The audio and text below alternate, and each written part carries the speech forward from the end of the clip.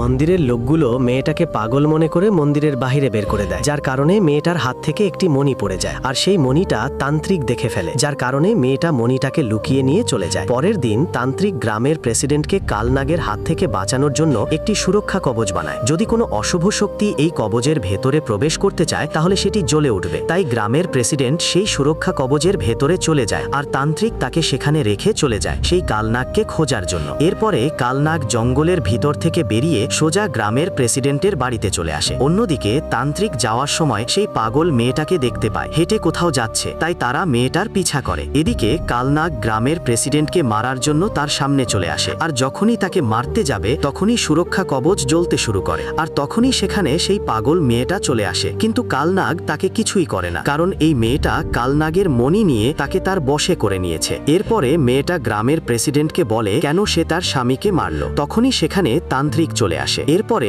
গ্রামের প্রেসিডেন্ট বলে যে সে তার স্বামীকে মেরেছে, আর এই কথা শুনে মেয়েটা সেই সুরক্ষা কবচের দাগ মুছে ফেলে। বন্ধুরা, পরবর্তী পর্ব দেখার জন্য চ্যানেলটা সাবস্ক্রাইব করে দিন।